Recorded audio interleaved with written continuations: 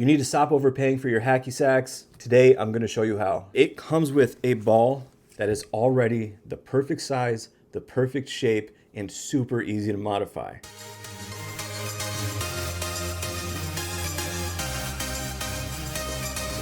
So if you didn't know, hacky sack's trending right now. It is more popular than it's been in probably 30 years. Demand is through the roof and supply is completely out.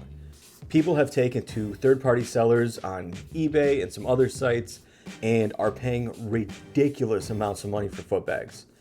Today, I'm going to show you how to make your own, easy, step-by-step. Anybody can do this and it will save you a ton of money. First off, I'm sorry, I'm sick, but this video needs to be made now. Now, before I get started on actually making the bag, a little education. Hacky sacks are generally inexpensive. Even the best of the best commercial made bags are rarely over $20.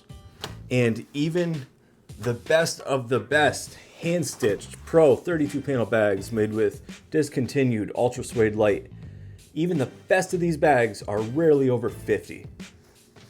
Now, will prices change because of this boom? Yes, but I still believe they'll be in that realm, in that ballpark somewhere.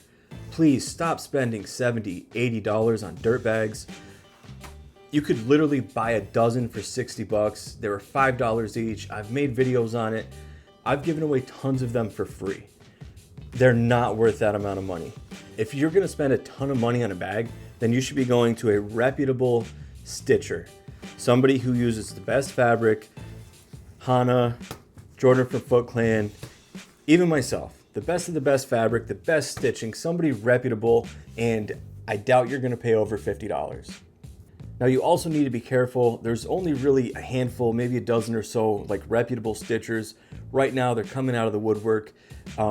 Check the social media, ask around, look at their history, look at their bags, ask what kind of fabric they're using. If it's not ultra suede light, which has been discontinued and is very expensive, then you're gonna get a hard, firm bag that's not gonna be great for freestyle, stalls, tricks, etc.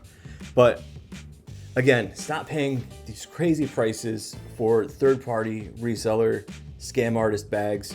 The best commercial bags shouldn't be much over 20 bucks. The absolute best of the best bags by pro stitchers should not be much over 50. All right, now with that being said, I've posted tons of YouTube shorts making bags out of all sorts of junk, all sorts of plushies and t-shirts and Christmas stockings. Like, you have a lot of options, but something you can do right now as I'm recording this video is you can go to Walmart, buy one of these Bluey plushies, and it comes with a ball that is already the perfect size, the perfect shape, and super easy to modify. If you don't have $8 to buy one of these Bluey plushies, if you're on a budget, you can go to the Dollar Tree and get a Tsum Tsum for a buck or two. They make okay bags. They're not totally round, but if you're really on a budget, you know, Dollar Tree's your friend. Let's get into it. All right, step one, go to Walmart, grab one of these, $8. So you got your Bluey plushie. Here's what you'll need. First and foremost, something to cut with, some kind of blade, scissors, something sharp, thread, and a needle. Now the thread that's already inside this bag is not great, so it really doesn't matter what thread you use, but the best thread is outdoor polyester. This is what I use on all of my pro bags. You need like an arm's length, nothing crazy. Snip it. Gotta thread the needle. Let it hang somewhere in the middle, find the ends. We're gonna take the two ends, just tie a couple little knots toward the end. Make sure it is good and secure.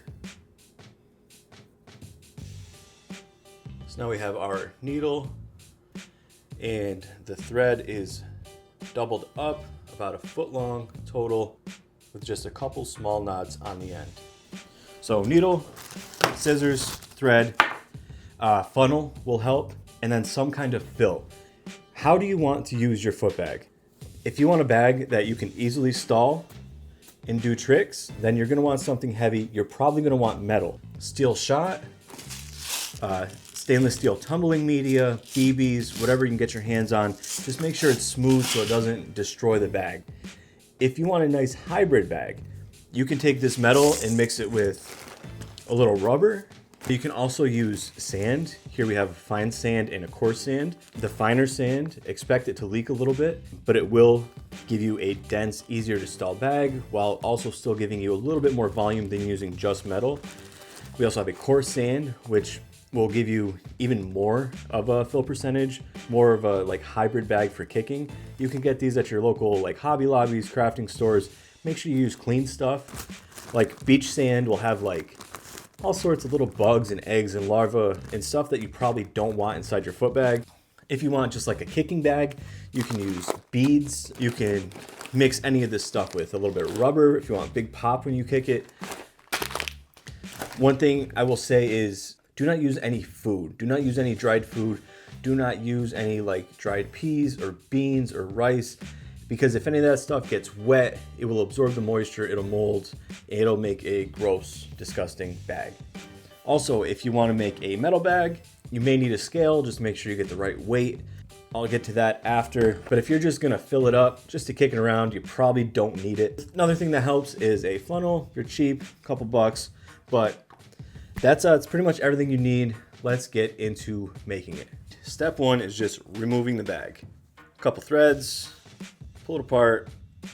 Try not to destroy the plush. Now you got a free plush, give it away. I don't know. There you go. Everyone's happy. Next up, let's just take a look at this ball.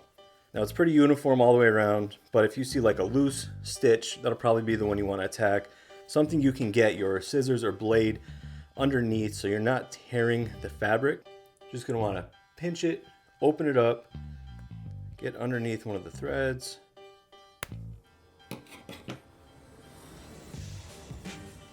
Now we're just gonna want to pull this apart. Again, try not to damage the fabric in any way. And you can start pulling all this stuffing out. And at the same time, we are also just going to flip this inside out. So now here we have our empty inverted bag. It's a nice 4-panel, honestly. It's not the greatest fabric on earth, but it is fairly strong. You can see where some of the thread left off. I mean, you can go ahead and rip this open all the way to the end if you want, but just for some strength, I'm gonna kind of leave some of this. See how it goes right up to here? And I'm gonna start a little bit before that. Just gonna go through and then see, this is our knot where we tied it, our thread. We're gonna go through that knot and just pull it closed on itself. So now the thread is firmly attached, and I'm just going to go kind of under where the other thread left off, just so I kind of pinch their thread closed so it doesn't come unraveled. What we're going to do is you come out on that side, you're going to go back into the fabric on that same side. So this is where we came out. We're going right back in, just a little bit further away. And you can kind of see where that old thread is. So if you just stay like that far away from the edge, I don't know, 1/8 of an inch, 1/4 inch, somewhere in there, all this stuff is going to get flipped to the inside of the bag. So here we have a few stitches, and what I'm going to do is the rest of these stitches I'm going to leave loose because we're going to have to flip this bag back inside out. So instead of pulling this one tight, I'm just going to leave it loose. And I'm going to do that for the remainder of the stitches. Super easy. Anybody can do this.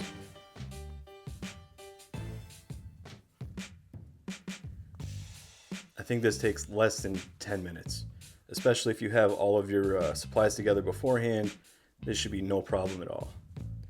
You're going to want to go right to the very end where all the fabric comes together. So now we have our loose stitches here. We're just going to pull them apart. We're going to use like a pen cap, something that won't damage the fabric. And then we're just going to push it up through these loose threads. You don't want to pop a thread, go gentle, go easy, and then you're just gonna flip this bag back the right way. Very slowly, just pinching and pulling.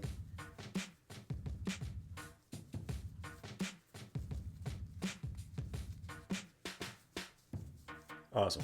So now we have our thread poking through the bag. Like, this is our needle. We're gonna want to get this to where the end of the stitching is. So like this is the corner that we ended off at. We're gonna want this needle to go out where that is. So see how there's all these threads here? We're gonna wanna go underneath these threads and just pop out at the end. Then you're gonna go ahead, take your funnel or whatever you got, put it in the bag, and it's ready to fill. Most like hybrid foot bags are in the 55 to 65 gram range. I'm gonna add some metal to this. I'm also gonna add some rubber. This will give it some pop for kicking. I don't want too much though, because I do want to be able to stall it. And I'm also gonna add some of this coarse sand. 67. I like my bags a little bit heavier, so this is perfect. If you order like a hand stitch bag for me, the freestyle bags, I usually make them 70 grams. I like them being able to stall. But again, you can play around with whatever you want to put in it, the weights, the fullness, the fill percentage. It's completely up to you how you like your bags and how you plan to use them. So this bag should be not only good for kicking, but doing the occasional stall and trick. Maybe I went a little bit too heavy with the rubber, but we'll see how it looks when I'm done. I'm gonna zero out the scale.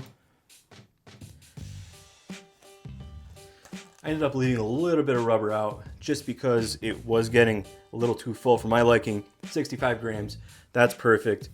It's right around probably 55 to 60% full, so this would be a good kicking bag that I can still also use for stalls and tricks. Now, the fun part. This is where we started stitching. Just take one of these and pull it tight. It's gonna close up, and you're just gonna keep working every couple threads or so, every couple stitches or so towards the needle, and just pulling it closed until you get right to the ends.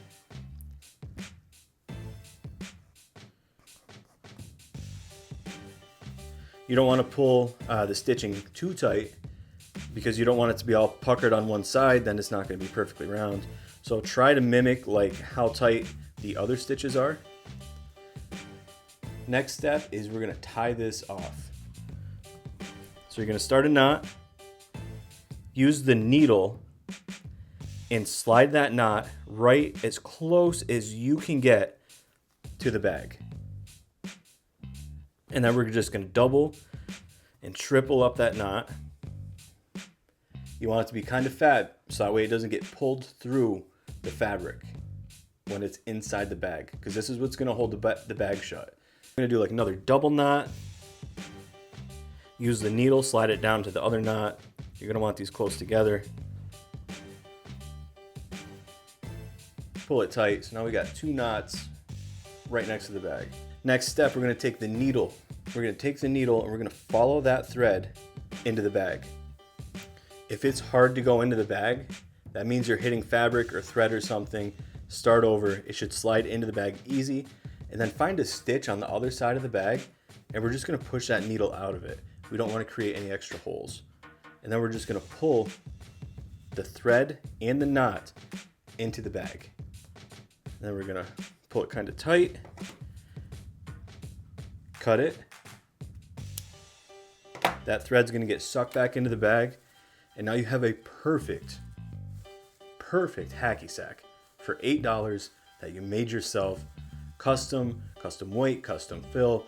It's already the perfect size, perfect shape. Let's go test it out. So we got a good pop from the rubber. Nice fill percentage, feels good, good weight. Perfect. And that's it. I'd say this is pretty successful. If you're interested in seeing me make bags out of a whole bunch of other crap, go check out my YouTube shorts, subscribe, tell your friends, share, I don't know. check them out, see if you get inspired. And thank you so much for watching. Have fun, guys.